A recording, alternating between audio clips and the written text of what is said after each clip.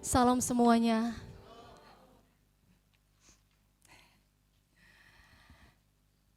Ini pertama kali ya saya diminta sama Pak Gem, sama Bu Gem juga untuk berdiri di sini. Rasanya kayak gimana ya? Mungkin kalau anak-anak muda tahu ya, rasanya kalau misalnya ketemu sama pacar atau orang yang kita sukain tuh kayak deg-deg ser gitu ya. Mau ke kiri kikuk, ke kanan kikuk, nggak tahu mau diungkapinnya seperti apa gitu kan. Ya kayak gitu, berada di sini tuh kayak gitu rasanya. Saya juga bingung kayak gitu kan ya. Waktu Pak Gem bilang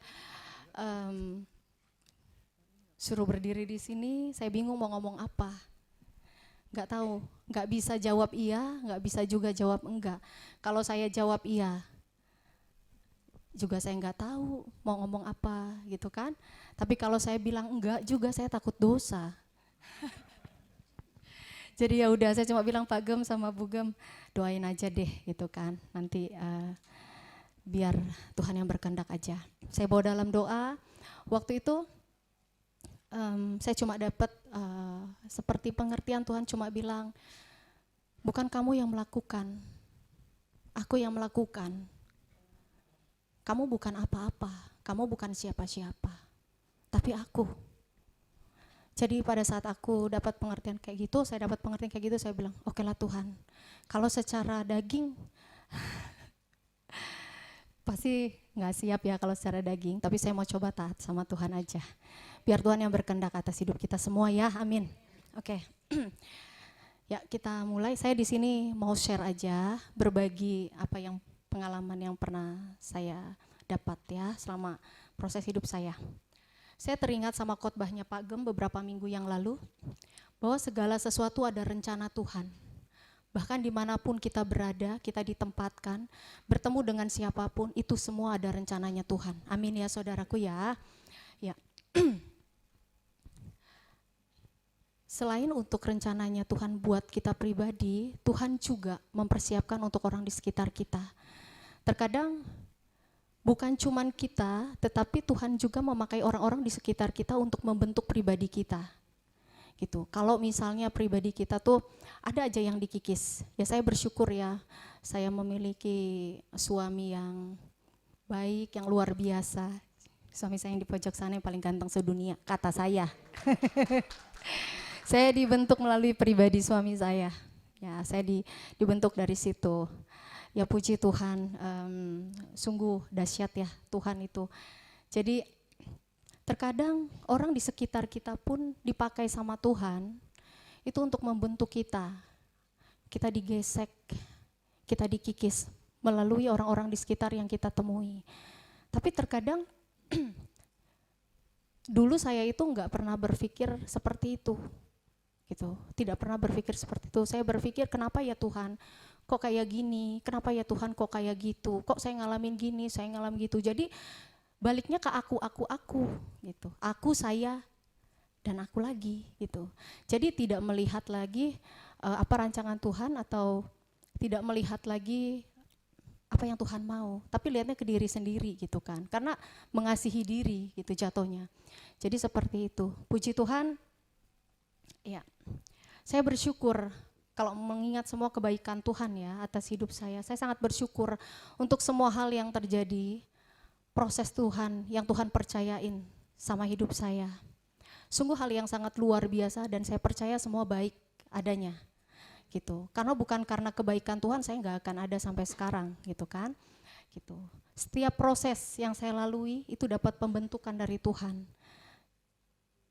Saya bisa mengenal pribadi Tuhan, saya bisa bertemu Tuhan, bahkan saya bisa diselamatkan sama Tuhan Yesus yang dahsyat luar biasa. Kalau enggak melalui proses hidup yang panjang yang saya alami, mungkin saya tidak pernah selamat sampai sekarang gitu ya. Sebagian besar dari keluarga CRG mungkin sudah tahu latar belakang saya itu dari seberang ya. Saya bukan dari kecil yang orang Kristen yang mengenal Yesus, tidak. Tapi saya memang orang seberang yang memang dididik keras dalam ajaran saya. Kami dididik di mana harus membenci orang yang di luar dari agama kami yang dulu. Karena buat kami dulu itu sesuatu yang najis gitu kan. Pokoknya di luar dari apa yang saya pelajari dulu, orang yang di luar daripada agama saya yang dulu itu ya kafir, dan itu darahnya halal gitu kan. Jadi memang latar belakang saya seperti itu. Saya pernah juga dipesantrenkan 1 tahun karena saya nggak lulus, nggak kuat sama ininya, jadi saya 1 tahun aja di pesantren ya.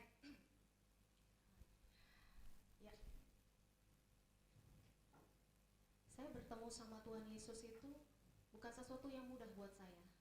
Perjalanan hidup yang panjang, proses yang menurut mungkin kacamata dunia, kacamata daging saya yang dulu itu nggak enak, nyakitin gitu.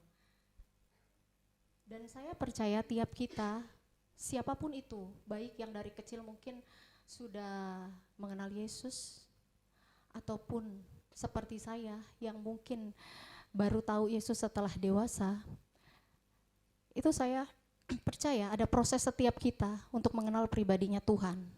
Dan prosesnya itu pasti nggak mudah buat kita semua. Untuk mengenal pribadi Tuhan itu banyak sekali hal yang kita alami. Dan saya percaya kita semua ada orang-orang yang dipilih sama Tuhan di tempat ini. Amin ya, saudara ya. Untuk mengenal pribadi Tuhan itu sendiri, itu ada hal-hal yang harus dikikis. Hal-hal yang mungkin buat daging kita itu nggak enak banget. Hal-hal yang harus kita ikutin apa yang Tuhan mau. Dan itu sangat nyakitin buat daging kita, gitu kan. Dan banyak, saya rasa di luar sana pun, banyak orang mungkin yang dari kecil pun sudah mengenal Tuhan, tahu Tuhan, tapi belum tentu mengenal Tuhan. Banyak yang disebut anak Tuhan, tapi belum tentu dia mengenal pribadinya Tuhan. Apa itu mengenal? Mengenal Tuhan, apa itu cuma sekedar tahu Tuhan? Beda ya, kalau mengenal itu dengan tahu, sekedar tahu itu beda. Kalau mengenal itu, coba siapa yang tahu? Kalau mengenal, arti mengenal gimana? Ayo, yang mengenal. Mengenal itu gimana? Bedanya, perbedaan mengenal dengan tahu itu apa? Ya, kalau menang saya nggak kasih sepeda. Kalau salah juga nggak kasih sepeda juga. Kata Bu Devi begitu, kalau khotbah saya suka dengar. Oke, mengenal itu apa? Ada yang tahu nggak? Mengenal. Neng Rita dari tadi ngangguk-ngangguk. Ayo. Apa sayang? Mengenal. Yes. Ya.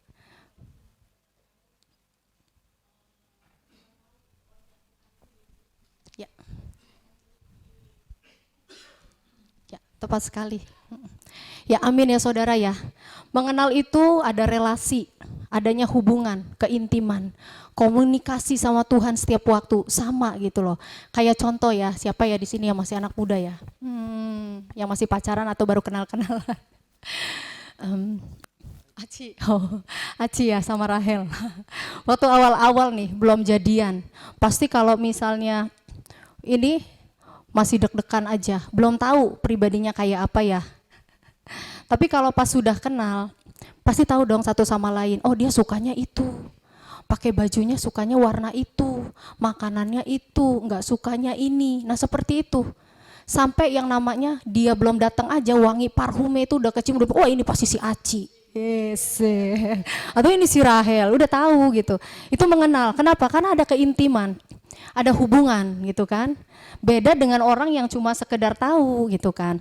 Nah kalau mengenal misalnya Pak Basa sama Neng Rita. Neng Rita nih kalau udah ngedipin mata ting ting gitu kan. Pak Basa udah ngerti, bahasa tubuhnya aja dia udah tahu. Kenapa? Karena dia ada kesatuan hati, ada keintiman gitu. Di dalam kesatuan hati, di dalam keintiman itu, nah adanya terjalin komunikasi ya, relasi yang dalam gitu kan. Jadi ya makanya beda orang yang mengenal dengan orang yang cuma sekedar tahu. Kalau sekedar tahu misalnya orang yang baru kenal misalnya gini, aduh Neng Diba nih kayaknya suka sama cowok itu, wih dia sekolahnya di mana ya gitu kan. Waduh dia rumahnya di mana ya, anak siapa ya, cuma sekedar gitu aja. Tapi untuk pribadinya sendiri Dia nggak tahu gitu kan. Yuk kita coba ya, ciri orang yang mengenal Tuhan itu apa sih? Kita baca ya, di 1 Yohanes 2 ayat 3 sampai 6 ya. 1 Yohanes 2. 1 Yohanes 2 ayat 3 sampai 6. 1 Yohanes 2 ayat 3. Dan inilah tandanya bahwa kita mengenal Allah, yaitu jika kalau kita menuruti perintah-perintahnya. Ya, ayat 4.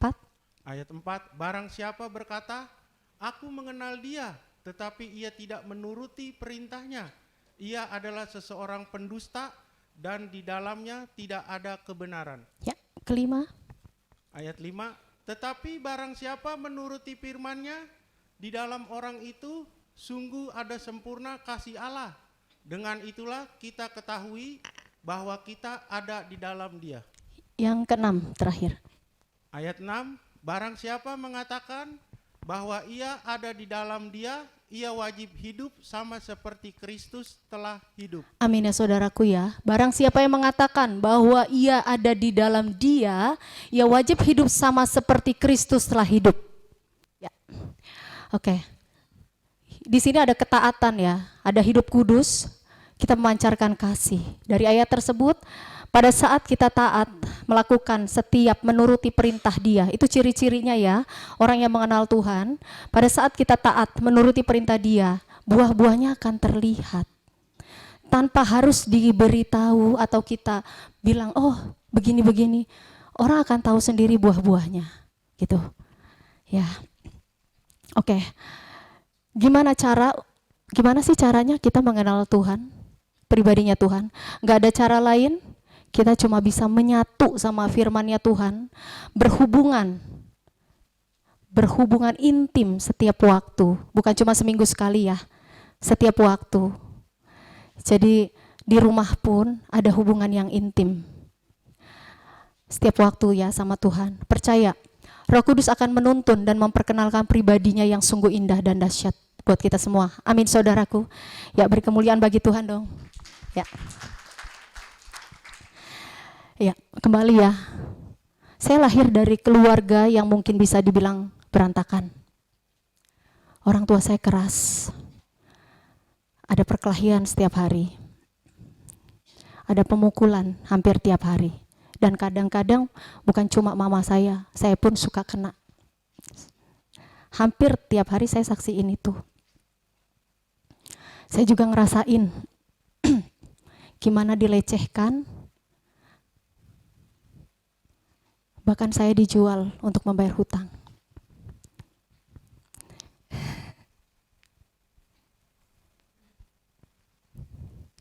Saya orang yang dari dulu mencari kasih.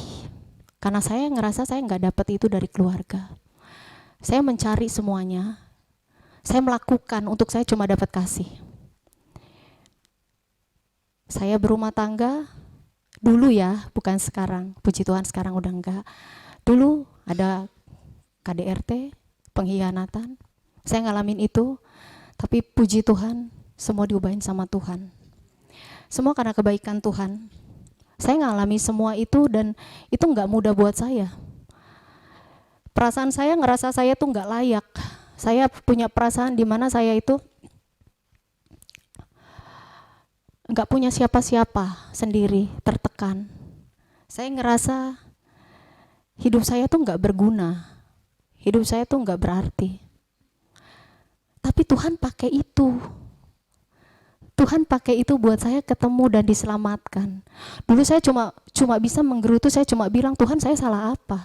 Terus saya bilang, ya Allah saya salah apa? Dosa apa? Kok saya ngalamin ini semua? Dulu saya berpikir seperti itu. Tapi pada saat saya sudah diselamatkan, saya bersyukur. Saya bersyukur kenapa? Kalau bukan karena proses ini, saya nggak mungkin yang namanya itu ketemu Tuhan Yesus dan saya diselamatkan. Dan seperti yang Pak Gem bilang, bukan cuma saya, tapi keluarga saya. Suami saya yang dulunya ateis, tidak mengenal Tuhan, bahkan tidak percaya sama Tuhan. Dia pernah ngomong sama saya, kalau Tuhan ada dulu ya di sana ya, di negara saya, Ada keluarga yang mau meninggal, jatuh ke jurang. Kalau Tuhan ada, kenapa nggak kasih tahu? Tuhan nggak ada. Dulu seperti itu dan sulit banget. Saya bertentangan terus gitu kan. Tapi semua itu ada prosesnya, ada harga yang harus dibayar. Ada harga yang sungguh-sungguh harus kita bayar. Enak enggak? Rontok iya. Mungkin kita semua ngalamin ya prosesnya. Nikmatin ya. Dagingnya semua dikikis. Habis semua dirumatin sama Tuhan, hancurin. Seperti itu. Tapi puji Tuhan, semua ada kebaikan. Karena kita harus ngerti tujuan hidup kita di dunia itu apa. Bukan untuk diri kita atau kesenangan kita. Ada hal-hal yang harus kita lakukan. Ada hal-hal yang harus kita kerjakan. Yang Tuhan mau, bukan yang kita mau. Seperti itu. Puji Tuhan, dari suami. Pertama saya dulu, karena saya dulu orangnya itu dablek. Saya orangnya bodoh. Saya tuh udah digempur sono sini sama Tuhan, tapi balik lagi ke situ. Saya buat dapetin kasih tuh pakai okultisme, semua saya pakai. Saya datang ke kuasa kegelapan buat dapat kasih suami, buat dapat kasih dari manusia. Saya pakai semuanya.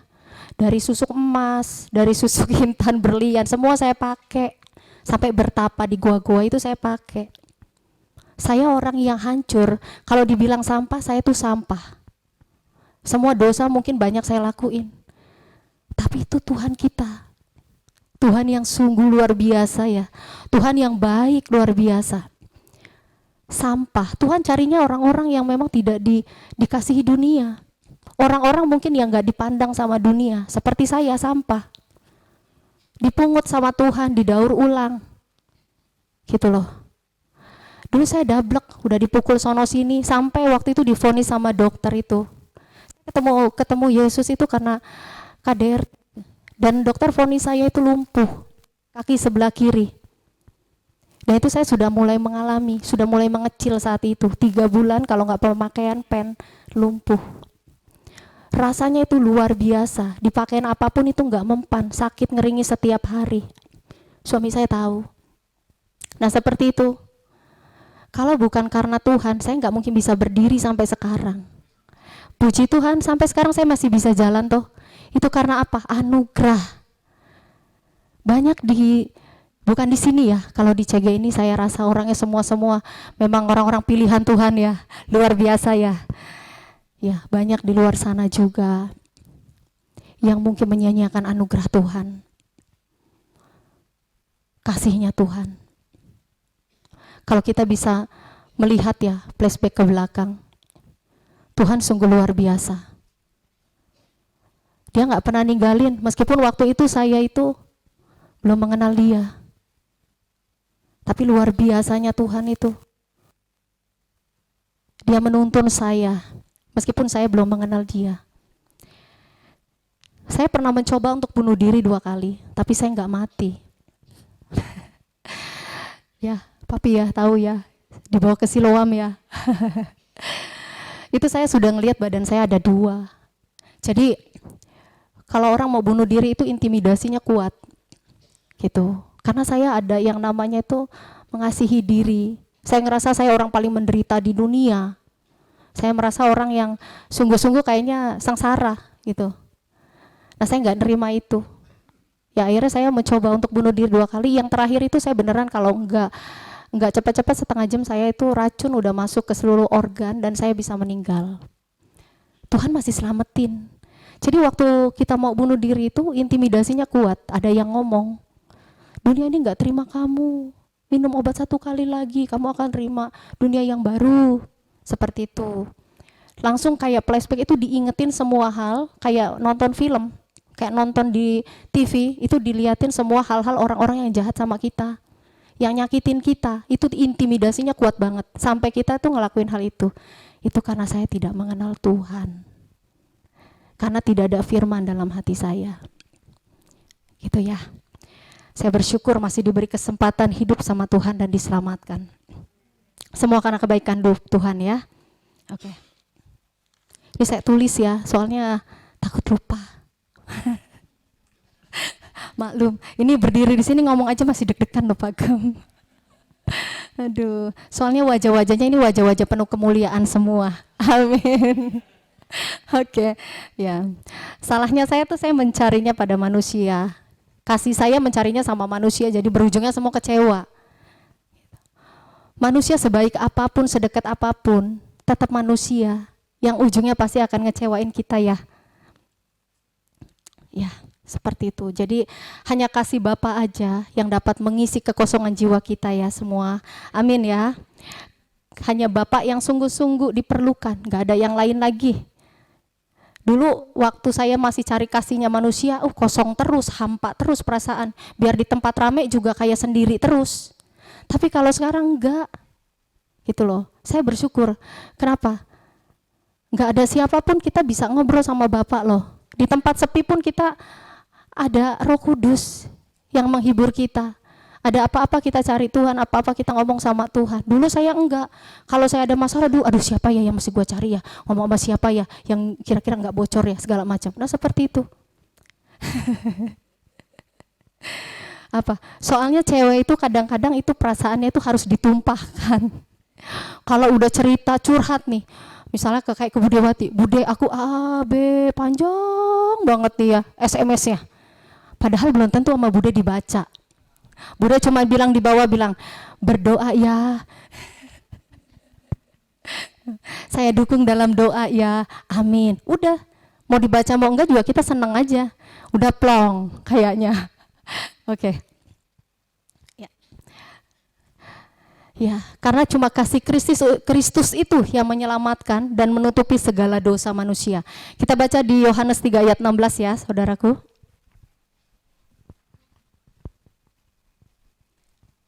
Yohanes 3 ayat 15. 16 sayang. Yohanes 3 ayat 16. Yohanes 3 ayat 16. Karena begitu besar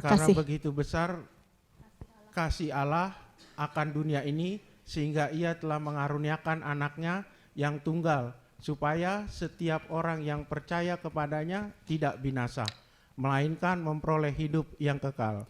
Amin. Karena begitu besar kasih Allah akan dunia ini, sehingga ia mengaruniakan anaknya yang tunggal, supaya setiap orang yang percaya kepada tidak binasa, melainkan beroleh hidup yang kekal. Coba kita bayangin, Tuhan Yesus itu Tuhan yang mulia. Dia Tuhan yang agung, yang memiliki seluruhnya. Tapi dia dengan rela datang untuk menggantikan posisinya kita. Kita yang harusnya tergantung di atas kayu salib. Kita ini orang-orang yang berdosa. Kita yang seharusnya diludahi, kita yang seharusnya ditikam, kita yang seharusnya dihukum. Tapi dia rela menggantikan semuanya itu, gantikan kita. Karena kasih dan cintanya yang begitu besar sama kita. Coba kita ingat semua kebaikannya. Masih enggak kita bilang, kenapa Tuhan? Masih enggak kita bilang, kita enggak bersyukur, enggak berterima kasih dengan semua hal yang sudah Tuhan lakukan buat kita.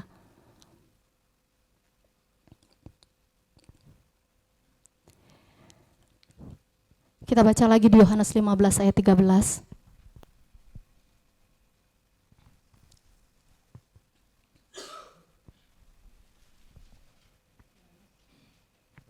Yohanes 15 ayat 13.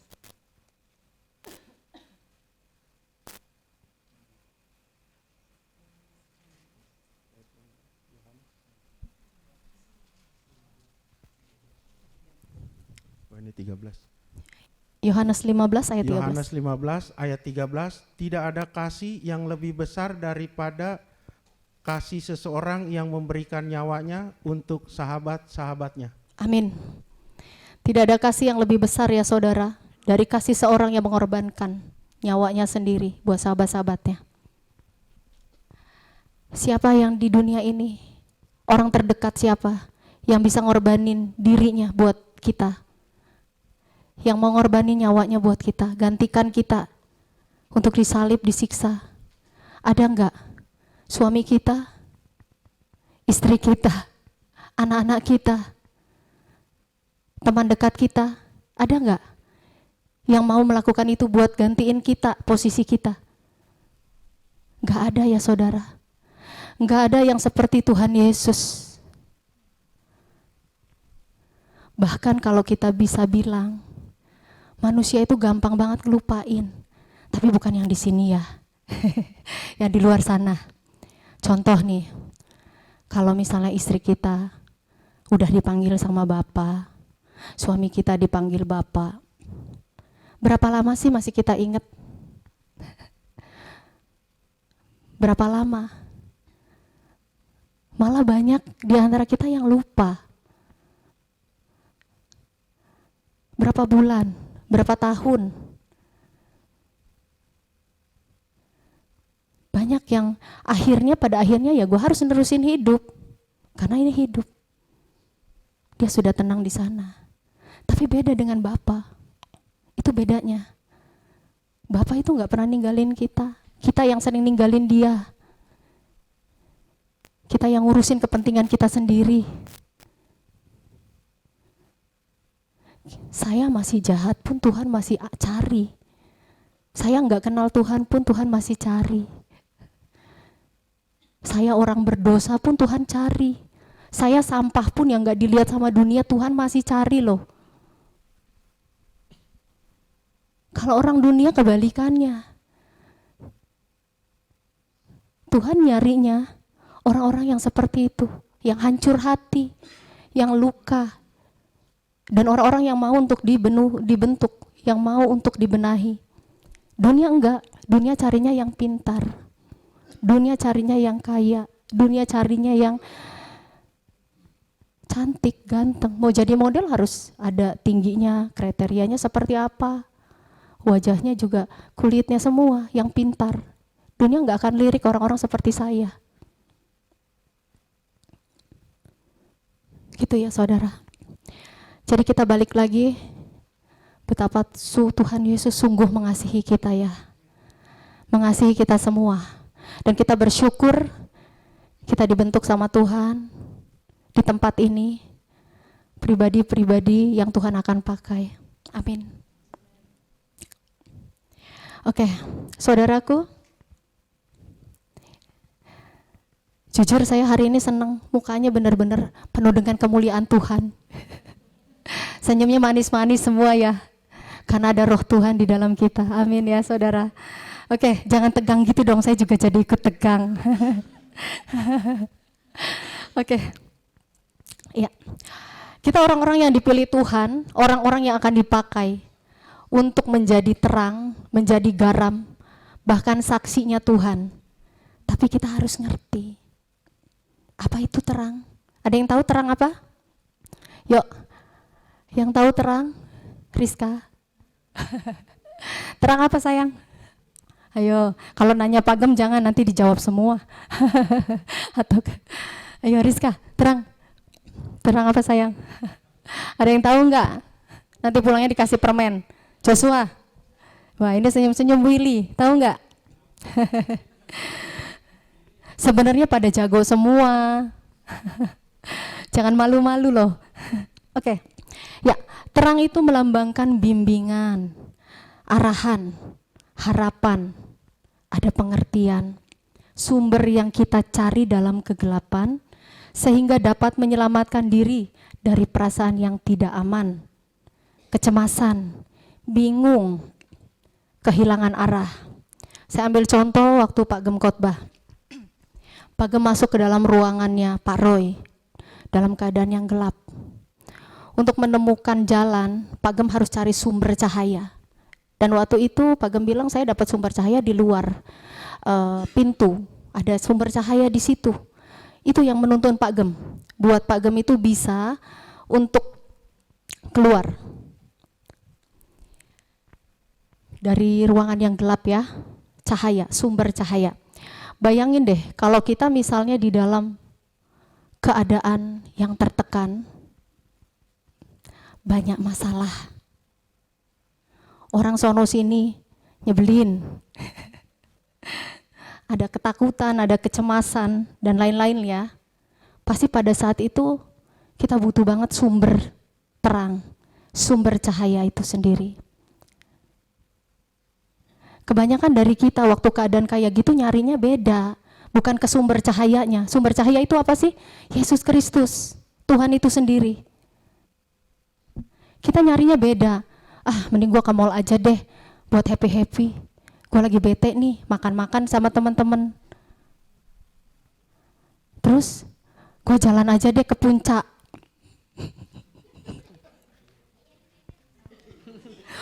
Tidak menyindir loh. Tidak nyindir, tidak. Ya kalau yang banyak uang enak, kemana aja bisa, keluar negeri kemana, lal kayak kita. Mikirnya buat makan besok gimana kalau saya ke puncak. Ya, anak gimana nanti susunya, ya. Oke. Iya, banyak dari kita kalau ngalamin hal itu, kita nggak lari sama sumber terang. Tapi kita larinya dengan keinginan kita sendiri yang kita pikirnya itu, pola pikir kita, nanti gue pulang dari situ kayaknya lebih fresh nih. Gue senang-senang aja nih sama teman-teman atau segala macam. Gitu. Padahal enggak. Kalau kita balik juga, masalahnya enggak selesai, masih ada. Engap masih engap, masih sesek iya. Gitu. Tapi kalau kita datang sama sumber terang itu sendiri, sekalipun masalahnya itu masih ada, tapi Tuhan kasih kita kelegaan. Tuhan ngasih kita damai, sukacita. Bukan gak ada masalah, ikut Tuhan bukan gak ada masalah. Masalah ada, tapi kita bisa berlari, berdiri di atas setiap masalah. Karena kita punya Tuhan yang hebat. Amin ya saudara. Yuk semangat. Oke. Kita sering banget waktu berdoa berharap, Tuhan, kayak saya sering gitu, Tuhan jadikan saya Tuhan terang di dalam dunia yang gelap ini. Biasa begitu kan, puitis banget kan kalau misalnya kita lagi ngomong sama Tuhan ya, Budi Esther. Minta jadiin sumber terang, jadiin saya berkat. Nah Tuhan langsung praktekin. Biasanya doa kamu itu langsung nanti Tuhan minta praktek. Kayak contoh, orang suka berdoa, Tuhan kasih saya sabar. Kasih saya kesabaran ekstra. Bener loh Tuhan kasih, tapi langsung dipraktekin. Langsung tuh didatengin orang-orang yang nyebelin kanan kiri. Tak tak tak tak tak tak. Nah, disitulah Tuhan mau lihat, teruji enggak? Nanti kalau kita ngegerutu, Tuhan kok begini, kok begitu, Tuhan tinggal balikin. Lah kan kamu yang minta. Katanya kamu minta kekuatan, kesabaran. Aku udah kasih loh. Ini prakteknya. Kadang kita suka lupa sama yang kita minta, ya enggak? Betul ya? Saya juga begitu soalnya, makanya bisa ngomong. Oke, ya. Jadi pada saat kita minta sesuatu sama Tuhan, kita minta, Tuhan jadikan saya terang. Tuhan tuh mau kita itu menyatu sama pribadi Dia, sumber terang itu sendiri satu. Yang keduanya, enggak semudah itu. Ada hal yang harus dibersihkan sama Tuhan. Ada hal yang harus dimurnikan sama Tuhan. Ada hal yang harus dikikis sama Tuhan. Sehingga kita layak untuk membawa terang atau memancarkan terang itu. Dan kemuliaannya hanya buat Dia. Ya, amin ya saudara. Kita baca di 1 Yohanes 1 ayat 5. 1 Yohanes 1 ayat 5. 1 Yohanes 1 ayat 5. Dan inilah berita yang telah kami dengar dari Dia dan yang kami sampaikan kepada kamu, Allah adalah terang dan di dalam Dia sama sekali tidak ada kegelapan. Amin. Allah adalah terang dan di dalam Dia tidak ada sama sekali kegelapan. Jadi pada saat kita menyatu dengan pribadinya Tuhan yang terang itu sendiri, kalau masih ada sesuatu di dalam diri kita, pasti dikikis, pasti dibentuk, pasti dihancurkan. Supaya apa? Kita bisa menyatu sama pribadinya Tuhan. Itu tujuannya. Matius 5 ayat 16, kita baca lagi.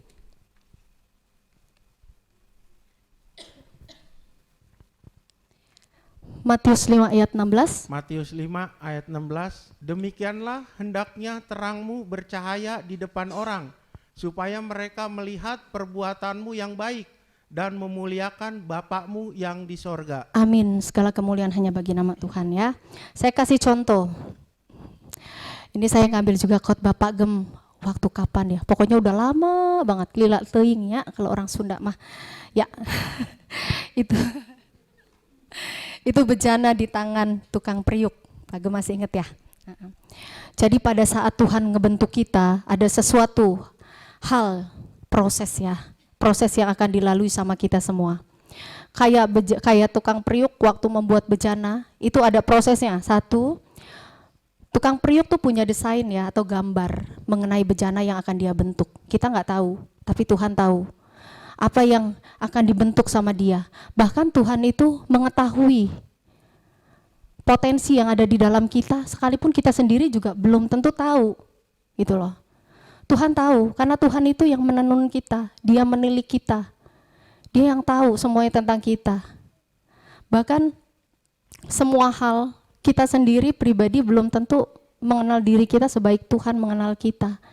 Tapi kadang-kadang manusia itu beda tipis sama Tuhan. Tuhan itu maha tahu. Manusia so tahu.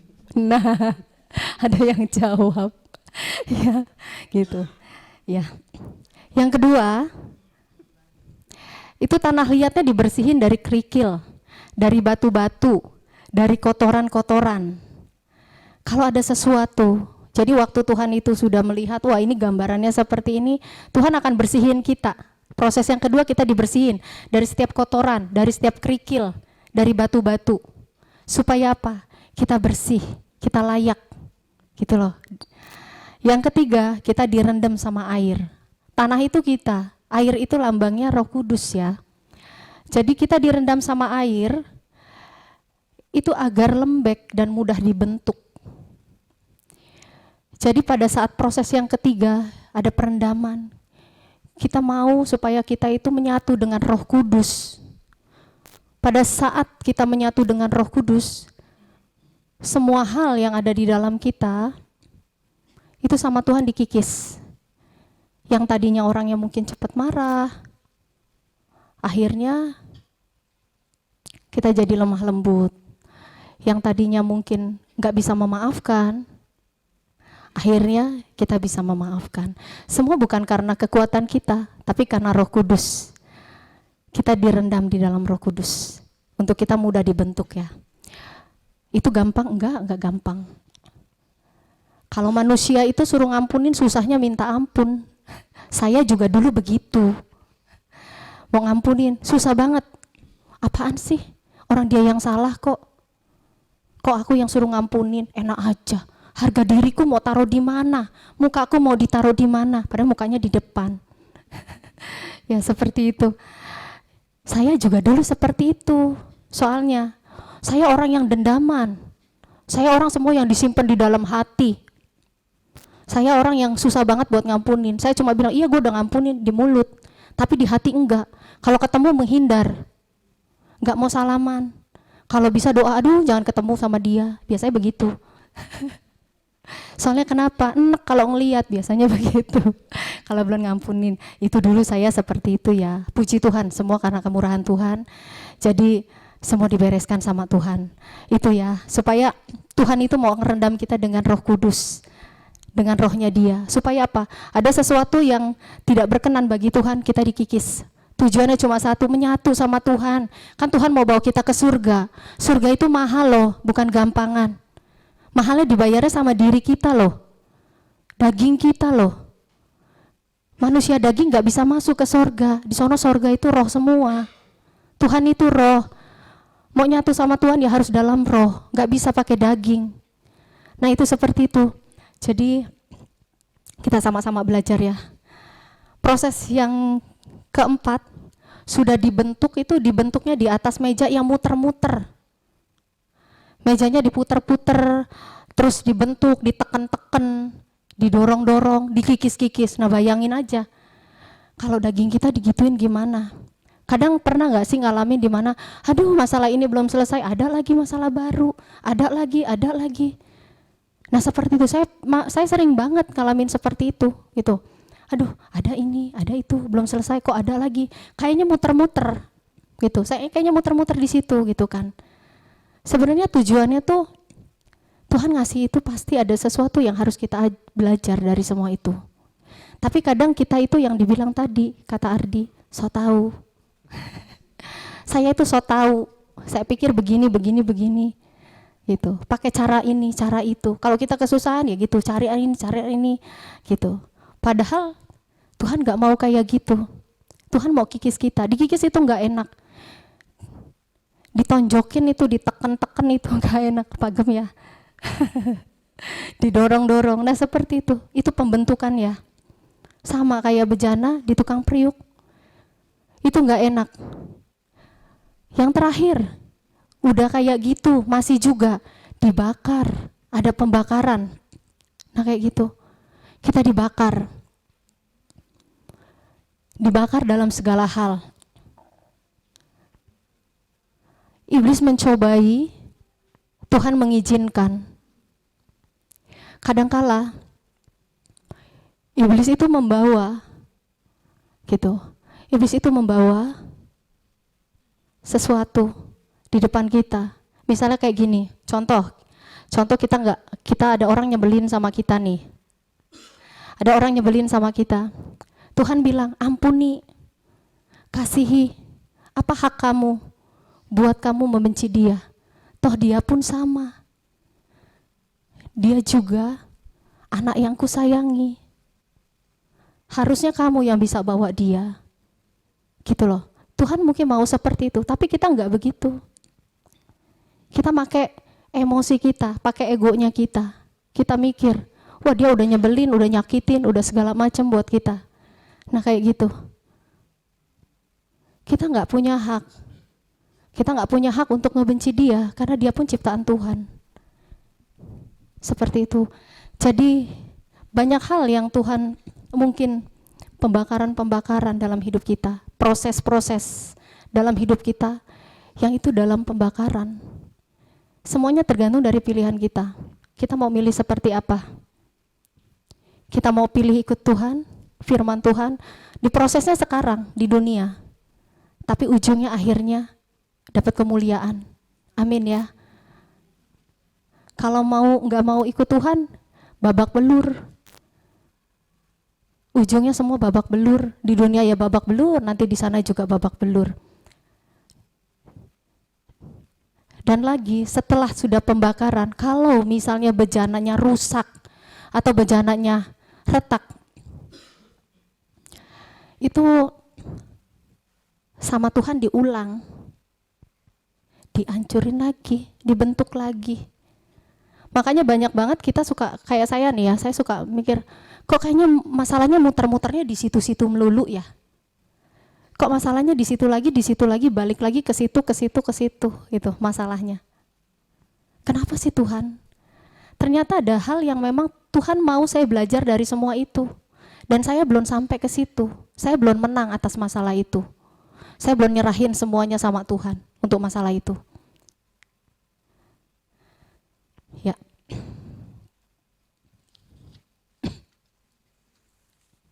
Oke, kita percaya semua itu nggak mudah ya. Bahkan dibilang ini sangat sulit. Karena daging kita yang dikorbanin. Daging kita yang dihancurin. Keinginan kita, ego kita. Wah dulu saya ini ya, saya ini dulu orang yang berhala saya tuh banyak banget. Pak Gem bilang, berhala zaman sekarang tuh bukan berhala yang nyembah-nyembah patung atau kayak dewa-dewa atau ke gunung-gunung, ke pohon-pohon. Kalau kayak gitu itu udah jelas-jelas ketahuan berhala. Tapi berhala itu banyak hal. Saya itu dulu memberhalakan apa? Saya tuh orang yang suka shopping. Boleh tanya suami saya. Wah itu saya shopping. Kalau misalnya saya ke mall ada suka baju, saya pasti ngomong, kalau nggak bawa duit nih ya. Kadang sama suami tuh kadang suka nggak diiniin supaya saya tuh nggak belanja mulu.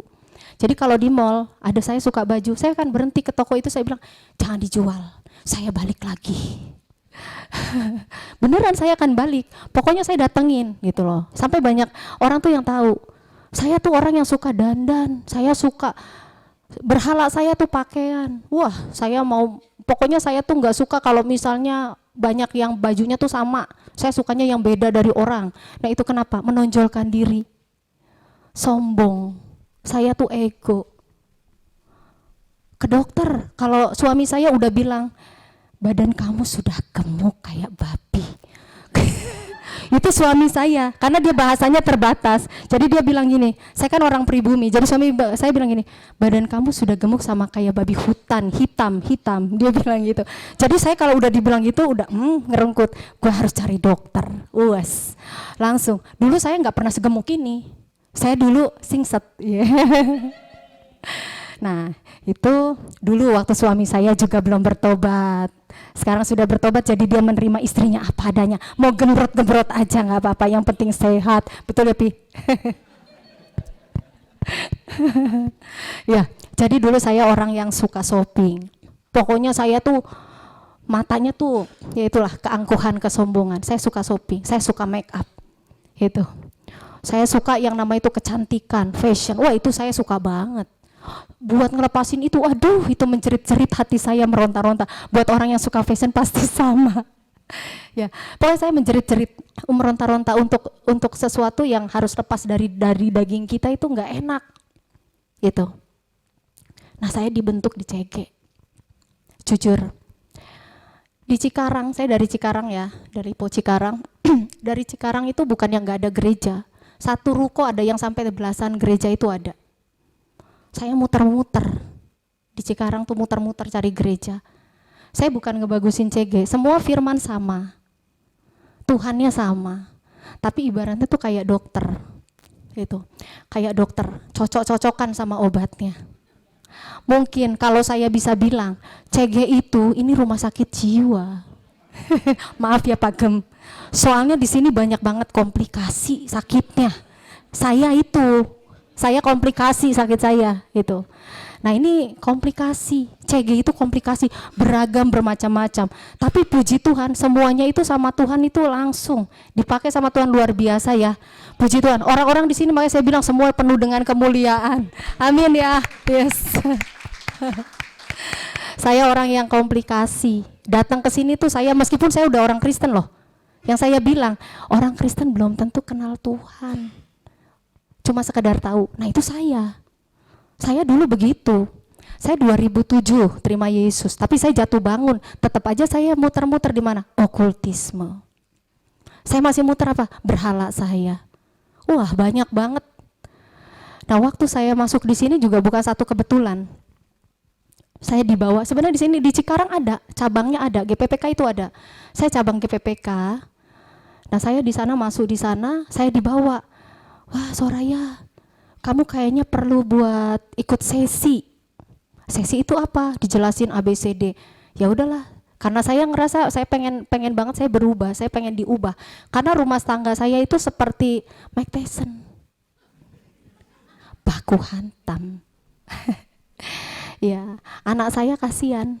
Puji Tuhan kalau bukan karena Yesus, wah, ini anak saya ya yang pertama.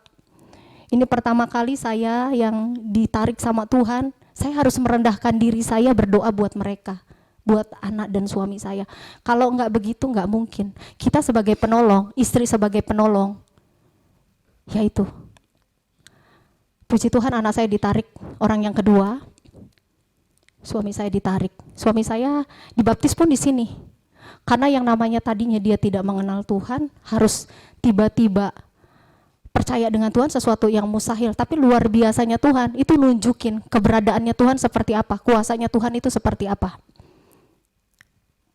Akhirnya puji Tuhan, dia sudah terima Tuhan, semua karena kemurahan Tuhan. Ya, balik lagi ya, untuk melepaskan sesuatu itu nggak mudah. Daging itu nangis. Saya mau ngelepasin itu sulitnya minta ampun. Sampai saya tuh bilang, aduh Tuhan gimana yang lepasinnya, doa puasa.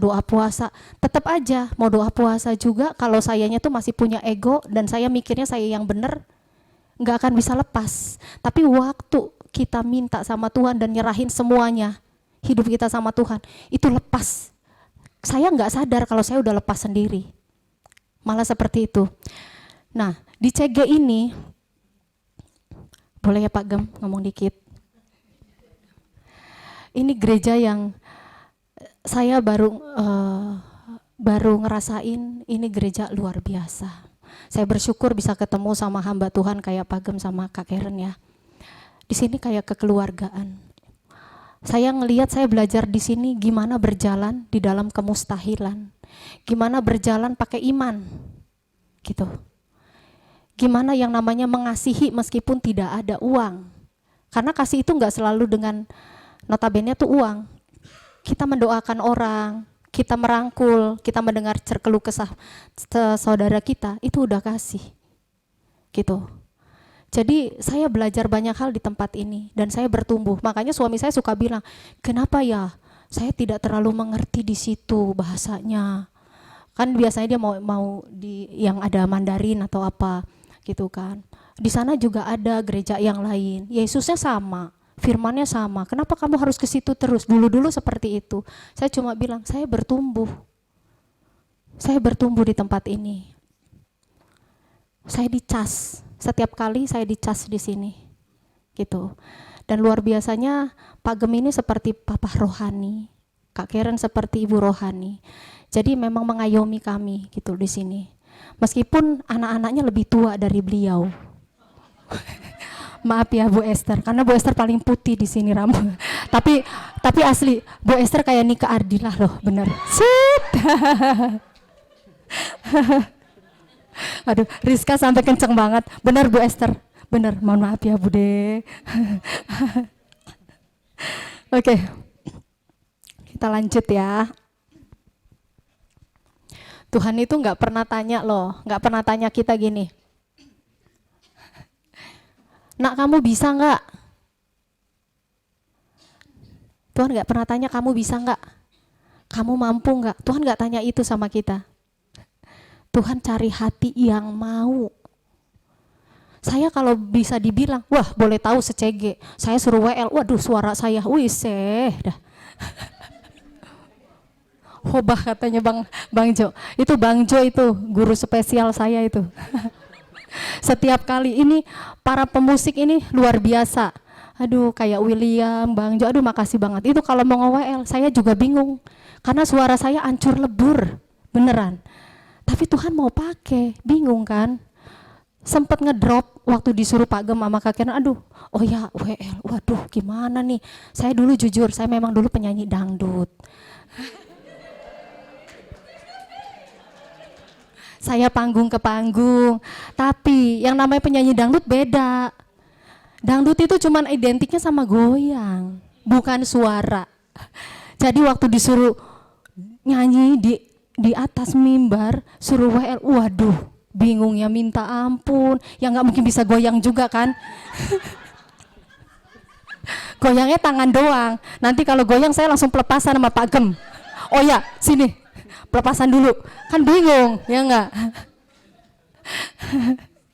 Nggak bisa, saya nggak bisa gitu kan. Jadi, aduh bingung, waktu disuruh itu nggak bisa apa-apa, suara saya hancur. Saya mau nyanyi apa, kagak naik-naik, suaranya kagak tinggi. Jadi tiap kali itu mau nyanyi saya cuma Tuhan, Roh Kudus tolong, Roh Kudus tolong. Itu gemeternya sampai geget, udah nggak bisa tahu deh, udah puyeng. Seperti itu. Dan sabarnya itu kepala tim musiknya, saya punya anak-anak adik-adik yang ganteng-ganteng dan punya hati yang melayani, sungguh luar biasa, tepuk tangan. Dengan sabar mereka bimbing saya. Karena jujur saya itu nggak tahu kunci, saya taunya kunci Inggris. Waktu dibilang coba Mi nadanya A kayak apa ya, B kayak apa ya, C kayak apa, bingung, kagak mudeng beneran asli. Kan saya juga bukan orang yang sekolahnya tinggi, enggak gitu. Ya orang kampung gimana sih ya, ya seperti itu dah pokoknya mah. Ya Willy yang tahu penderitaannya ya, sama Bang Jo, Henny. Oke. Ya, oke. Tuhan nggak cari orang yang Tuhan nggak berkata sulit nggak nak, itu kan. Tuhan nggak berkata kamu mampu nggak, tapi Tuhan bilang kamu mau nggak. Waktu kamu bilang oke Tuhan saya mau, saya bersedia. Karena itu waktu kamu bilang itu bukan kamu lagi, tetapi Roh Kudus yang akan berperkara dan mengambil alih semuanya. Bahkan Dia yang akan mempersiapkan kita. Amin ya. Oke. Yang kedua, tadi terang ya. Yang kedua ini garam. Garam itu merupakan pemberi rasa. Sebagai manusia yang disebut anak-anak Allah sudah seharusnya memberi rasa, berguna, bermanfaat ya, pengaruh yang baik bagi sesama dan lingkungan di sekitar kita. Amin ya. Contoh kalau misalnya ada teman yang butuh untuk didengarkan, ya kita dengerin meskipun ngantuk-ngantuk ya Neng ya. Ya Kak Karen pasti banyak curhatan-curhatan. Iya, saya biasa suka ganggu Kak Karen itu malam. Kak, bisa nggak ngomong? Boleh, oh ya, pasti gitu. Langsung deh, gak tahu deh Kak Karen mau tidur apa enggak. Tapi saya terus kasih gitu ya. Oke, jadi satu, garam itu merupakan pemberi rasa ya. Yang keduanya bisa juga sebagai pengawet. Garam itu sebagai pengawet. Pengawet itu apa sih? Kita harus teguh di dalam iman kepada Tuhan Yesus.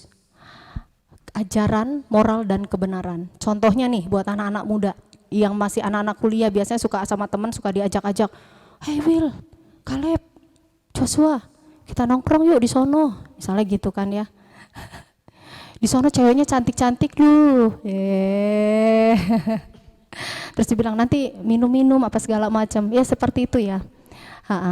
Nah, jangan, saya percaya William, Caleb sama Joshua ini anak-anak yang luar biasa. Yes. Roh Kudus ada di dalam mereka. Mereka tidak ikut dunia tapi dunia ikut mereka. Amin ya. Amin. Jadi itu ya contohnya ya. Kita harus teguh di dalam iman ya, ajaran dan moral. Oke. Bagi orang dunia itu sesuatu yang biasa. Namun bagi kita yang sudah disebut atau disebut anak-anak Tuhan, seharusnya menjauhkan diri dari hal tersebut. Meskipun mungkin dianggap, wah, lu mah sok suci, lu mah naif, lu mah kampungan, gak ikut pergaulan segala macam. Itu sebutan orang dunia ya. Oke, kita baca di Matius 5 ayat 13. Matius 5 ayat 13. Matius 5 ayat 13. Kamu adalah garam dunia. Jika garam itu menjadi tawar, dengan apakah ia diasinkan? Tidak ada lagi gunanya selain dibuang dan diinjak orang. Amin.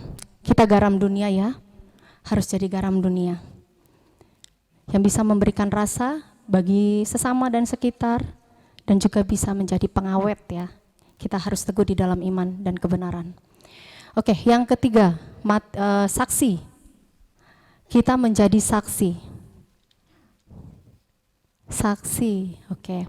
Saksi itu seseorang yang menegaskan atau membuktikan sebuah fakta.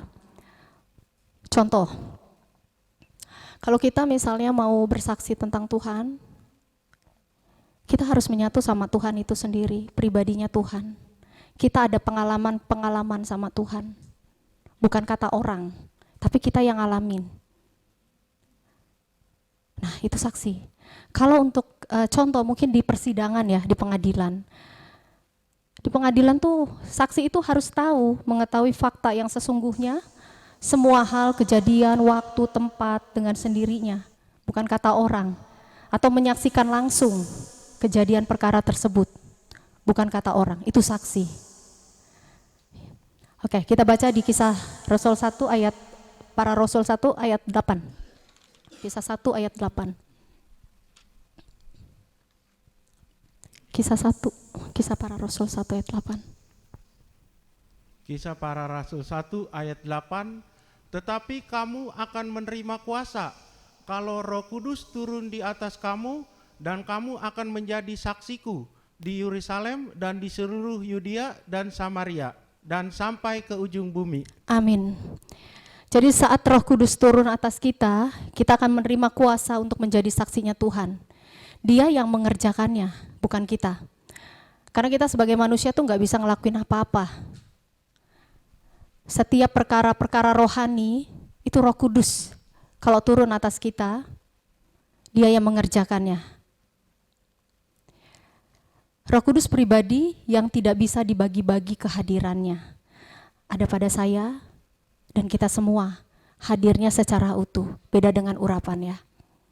Oke. Pada saat Tuhan memilihmu, Dia tidak pernah salah.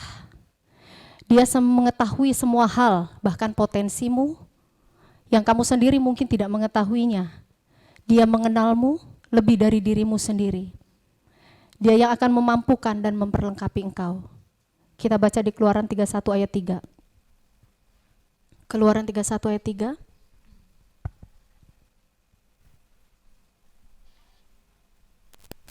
Keluaran 31 ayat 3, dan telah kupenuhi dia dengan roh Allah, dengan keahlian dan pengertian dan pengetahuan dalam segala macam pekerjaan. Amin. Saat Tuhan menunjuk Bezalel dan Aholiab, dia memenuhi dengan Roh Kudus, keahlian, pengertian, pengetahuan. Allah yang sama juga yang akan melakukannya untuk kita semua. Amin ya saudara ya. Amin. Oke. Kuasa kesaksian yang kita terima itu bersumber dari Roh Kudus. Roh Kuduslah yang akan mengubah hidup kita, Dia yang akan memperbarui kita. 1 Yohanes 5 ayat 6.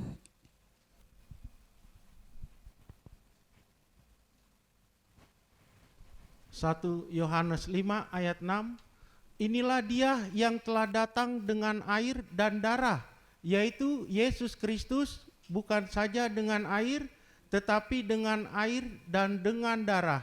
Dan rohlah yang memberi kesaksian, karena roh adalah kebenaran. Amin. Kuasa kesaksian yang kita terima bersumber dari Roh Kudus. Amin. Saudaraku, karena kadang ya, karena banyak yang terjadi membuat kita tuh tidak fokus dengan kemahakuasaannya Tuhan. Kadang pola pikir kita, logika kita, kenyataan, apa yang kita dengar, apa yang kita lihat, itu jadi membuat kita samar atau teralihkan. Ya, kadang kalau lagi ada masalah, kita nggak lihat, kayaknya seolah-olah sebenarnya kita tahu kuasanya Tuhan ada. Tuhan itu maha kuasa, Tuhan itu maha besar dari masalahku, gitu. Tapi pada saat kenyataannya, itu iblis bawa. Iblis membawa kenyataannya di hadapan kita. Iblis yang membawa pencobaan itu dan Tuhan mengizinkannya.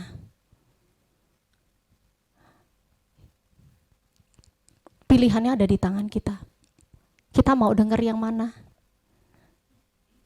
Tuhan bilang, serahin semua bebannya sama Tuhan.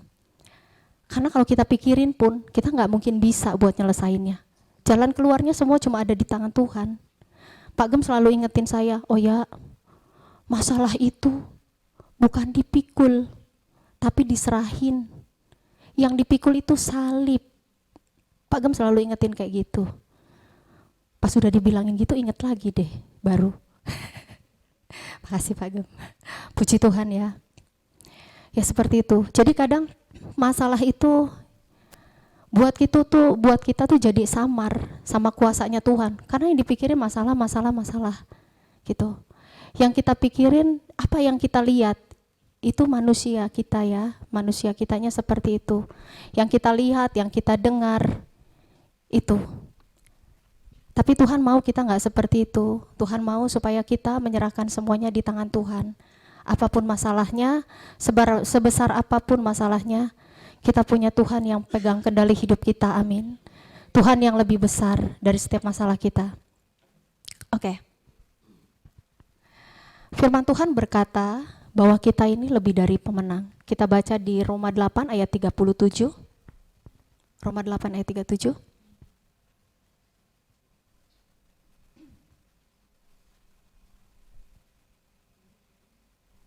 Roma 8 ayat 37. Tetapi dalam semuanya itu kita lebih daripada orang-orang yang menang oleh Dia yang telah mengasihi kita. Amin. Kita adalah orang-orang yang menang oleh Dia yang mengasihi kita. Kita menang karena ada Roh Allah. Kita menang karena ada Tuhan kita yang besar. Ini sebenarnya kita semua udah ngerti.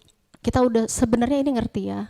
Ada 3 hal untuk menjadi pemenang yang harus kita sadari atau kita ketahui. Kita sebenarnya udah ngerti ini, tetapi lupa. Kadang suka lupa. Ya, 1. Kita harus mengenal siapa Allah kita. Allah itu Allah yang berkuasa. Dia pencipta langit dan bumi. Tidak ada Allah selain Dia, Yesus Kristus Tuhan. Amin. Di Yeremia 27 ayat 5. Yeremia 27 ayat 5. Yeremia 27 ayat 5. Akulah yang menjadikan bumi, manusia dan hewan yang ada di atas muka bumi dengan kekuatanku yang besar dan dengan lenganku yang terentang, dan aku memberikannya kepada orang yang benar di mataku. Amin. Untuk menjadi seorang pemenang, satu, kita harus sadar ya, kita harus mengenal siapa Allah kita. Allah yang berkuasa, pencipta langit bumi, dan tidak ada Allah lain selain Yesus Kristus. Yang kedua, kita harus tahu siapa diri kita atau identitas kita. Kita itu orang yang diurapi Tuhan. Anak-anak Allah yang maha tinggi, yang punya otoritas. Tuhan itu ada di pihak kita. Amin. Kita baca di 2 Korintus 1 ayat 21 sampai 22. 2 Korintus 1 ayat 21 sampai 2 22. Korintus 1 ayat 21. Sebab Dia yang telah meneguhkan kami bersama-sama dengan kamu di dalam Kristus adalah Allah yang telah mengurapi. 22. Amin. Ayat 22. Mematraikan tanda miliknya atas kita dan yang memberikan Roh Kudus di dalam hati kita sebagai jaminan dari semua yang telah disediakan untuk kita. Amin. 1 Yohanes 2 ayat 20.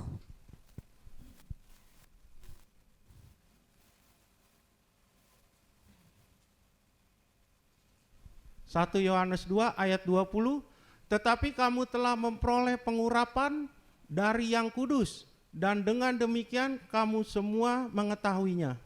Amin. Jadi kita harus tahu ya identitas itu seperti apa. Kita orang yang diurapi Tuhan, anak-anak Allah yang maha tinggi, kita punya otoritas karena Tuhan ada di pihak kita. Amin ya saudaraku ya. Ya, yang ketiga, kita harus mengenal musuh kita. Musuh kita itu bukan darah dan daging.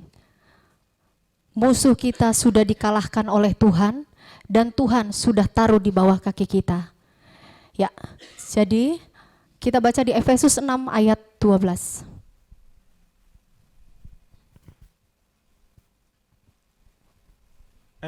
Efesus 6 ayat 12, karena perjuangan kita bukanlah melawan darah dan daging, tetapi melawan pemerintah-pemerintah, melawan penguasa-penguasa, melawan penghulu-penghulu dunia yang gelap ini, melawan roh-roh jahat di udara. Ya, jadi kalau misalnya ada orang yang nyebelin lagi, kita ingat ayat ini ya, Efesus 6 ayat 12, bukan darah dan daging. Jadi kalau selama masih ada darah dan dagingnya bukan musuh kita, tapi roh yang ada di dalamnya, itu yang harus kita perangi, itu yang harus kita doakan. Tapi dia nyebelin, ngomongnya nggak enak, neken-neken. Tiap kali ngomong itu ngeselin banget, bikin nggak enak hati. Aku sakit. Nggak begitu lagi ya, kita anak Tuhan, jadi nggak boleh ada perasaan itu lagi. Kita doain aja, biar nanti Tuhan yang pegang kendali atas hidup kita juga atas hidup dia, ya, amin. Karena kalau misalnya kamu lawan pun percuma, toh dia juga ciptaan Tuhan. Tuhan aja juga mengasihi dia. Kita punya hak apa buat tidak mengasihi? Gak ada hak. Saya pun sama, belajar. Emang gak enak, buat ngampunin itu gak enak. Sakit, ditarik-tarik hatinya. Tapi kalau kita menang, orang itu juga bisa menang. Harus kita dari kita. Karena Tuhan mau kita dulu. Gitu. Kita dulu, baru bisa yang lain. Dari kitanya. Jangan bilang dia duluan dong yang harus minta maaf, kan dia yang salah. Enggak gitu. Tuhan enggak ngajarinnya begitu. Kita dulu yang dibentuk sama Tuhan, kita diberesin sama Tuhan, baru nanti dari buah-buahnya kita, orang lain akan dibawa ke Tuhan. Amin ya. Amin saudaraku. Kita baca di Lukas 10 ayat 19, ini ayat yang terakhir. Terakhir sayang. Lukas 10 ayat 19. Sesungguhnya aku telah memberikan kuasa kepada kamu untuk menginjak ular dan kalajengking, dan kuasa untuk menahan kekuatan musuh, sehingga tidak ada yang akan membahayakan kamu. Amin. Kalau ada masalah, kita sama-sama ingat ayat ini juga ya. Hai masalah, kamu udah ada di bawah kakiku. Kita imani semua. Tuhan kan bilang, apapun yang kamu doakan di dalam namaku, anggap itu sudah terjadi. Ya, meskipun pada kenyataannya itu belum kejadi. Aduh Tuhan, suamiku masih nyebelin. Kita imaninya, enggak ya, suamiku baik. Ya, oke, seperti itu ya saudaraku. Jadi saudaraku, ya tetap semangat di dalam Tuhan, lebih lagi intim bergaul dengan Roh Kudus. Karena hanya Dia yang akan menuntun kita pada kebenaran dan hidup dan berguna bagi kerajaan Dia. Selamat berjuang saudaraku semua, biarlah kita semua menjadi anak panah di tangan pahlawan. Ya, buat saudaraku semuanya, jangan lupa nanti yang mau doa sepakat, kita sama-sama berperang ya. Oke, kita bawa dalam doa ya. Kiranya firman-Mu menancap pada loh hati kami Tuhan yang terdalam, dan menempel, bertumbuh, berakar, bahkan berbuah lebat Tuhan. Kau memakai seluruh kehidupan kami untuk kemuliaan-Mu. Hanya dalam nama Tuhan Yesus kami mengucap syukur dan berdoa, haleluya, amin. Saya serahkan pada hambanya.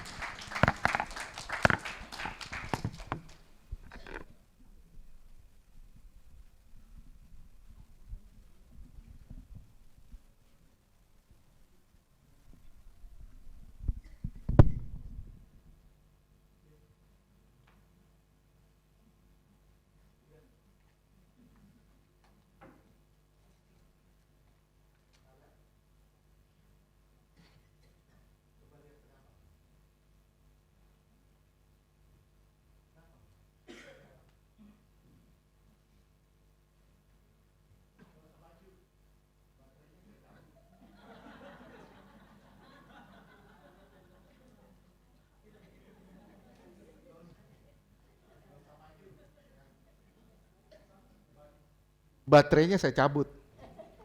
Saudara ngerti nggak maksudnya? Saudara nggak pernah bisa punya kuasa kalau nggak ada connect sama sumber powernya. Nggak pernah akan bisa. Nggak mungkin, mustahil, sampai kapanpun mustahil. Ya, kalau ini saya cabut, ini saya matiin, lampu ini saya matiin. Misalnya, lampu ini saya matiin. Saudara kehilangan cahaya.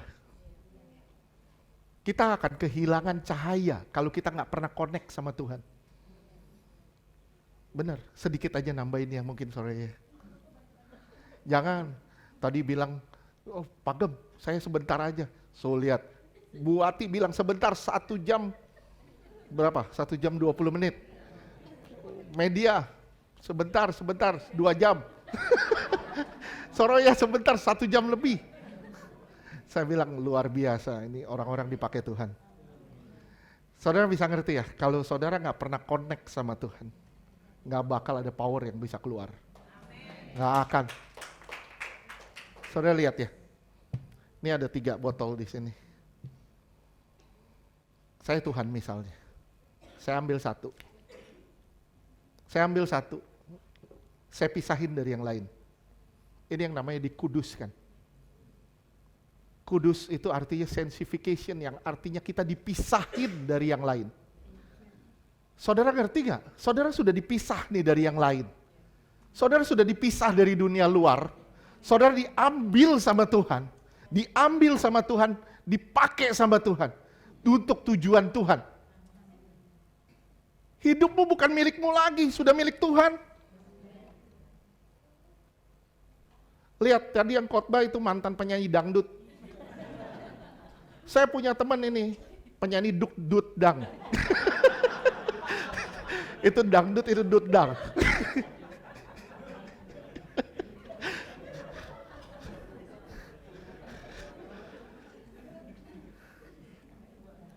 Saya, udah Bang, stop dulu. Ini penyanyi dangnya. Pokoknya lihat ya, kita dipisah dari dunia. Kita dibentuk sama Tuhan, diproses sama Tuhan sedemikian rupa demi tujuan Tuhan. Ini yang namanya dipisahkan, sanctification. Kita dipisah. Kados, kados itu artinya kudus. Kudus itu artinya terpisah dari dunia. Gimana saudara bilang kudus kalau saudara masih menyatu dengan dunia? Gimana saudara bilang kudus kalau kita masih serupa dengan dunia? Lihat ya, tadi saya cabut baterainya. Powernya hilang. Saya cuma bilang sama saudara, firman Tuhan bilang, kamu di dalam aku di dalam kamu. Kalau Tuhan gak ada di dalam saudara, sorry, maaf. Lu mau ngaku orang Kristen kayak apa, percuma. Gak ada kuasanya. Gak ada Tuhan di dalam kita. Nah, kita di dalam Tuhan gak? Tuhan ada di dalam kita nggak? Amin. Ada power. Kita di dalam Tuhan nggak? Kalau kita di dalam Tuhan, misal ini Tuhan, kita masuk ke dalam, kita menyatu dengan Dia. Kita mengalir di dalam Dia. Dan kita menjadi serupa dengan gambaran Dia. Ini tujuannya. Kita harus di dalam Tuhan dan Tuhan harus di dalam kita. Baru kita mengalami proses demi proses dan itu sangat-sangat menyakitkan. Saya bilang sama saudara, nggak ada satupun yang mau dijadikan, nggak ada tuh yang namanya mau dijadiin mempelai, tidak didandani, tidak di make up. Kalau saudara mau jadi mempelai, harus dipisahkan dulu, saudara didandani dulu, di make up dulu, diproses dulu. Mungkin tubuh kita masih gendut tapi diproses sampai slim. Kenapa? Karena kita mau menghadap raja. Ingat ya, proses memang gak mudah. Tapi proses justru menyembuhkan kita dari semua penyakit rohani. Ya tadi Oya bilang, CG itu kayak rumah sakit jiwa. Untung gembalanya nggak sakit jiwa.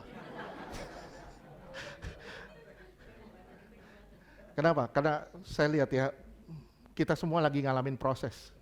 Kita semua lagi ngalamin pembentukan. Banyak hal-hal yang di luar nalar kita. Kok bisa begini, kok bisa begitu, kok bisa begini. Cuman satu bilang, bersama Tuhan saya cakap menanggung segala perkara. Amin. Tuhan nggak pernah tinggalin kita, sedetik pun nggak akan. Kita yang selalu tinggalin Tuhan ketika kita enak.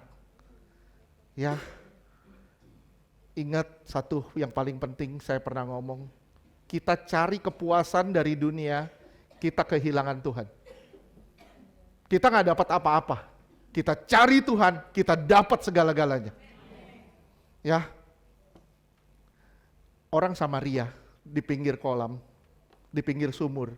Tuhan bilang apa? Kamu minum dari situ, kamu haus lagi. Kita lagi ada masalah, kita pergi healing. Pulang masalah tambah banyak. Betul gak? Betul gak, Ian? Kita lagi bermasalah nih, kita lagi banyak masalah. Udahlah gue pergi dulu, gue kabur dulu. Begitu kabur, ninggalin utang banyak banget. Tambah banyak ternyata masalahnya.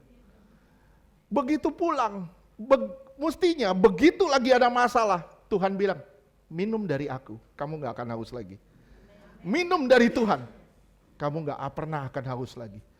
Gak akan bisa haus lagi. Amin? Oke, menyatu dengan Tuhan. Menyatu dengan Tuhan. Kenali Tuhanmu dengan benar. Engkau akan lihat perubahan hidupmu. Tuhan akan pakai engkau luar biasa demi kemuliaannya. Amin. Tuhan berkati. Terima kasih. Bulan depan saya nggak tahu siapa karena Tuhan nunjuknya random. Saya cuma bilang bersiap-siap karena maaf ya. Tuhan mutusin itu biasanya dikasih kesempatan 20 hari untuk mendalami. Ya, tapi saya lagi nunggu istri saya kapan dia mau nih. Bulan ini udah lewat. Tapi bulan depan harus dia maju. Amin.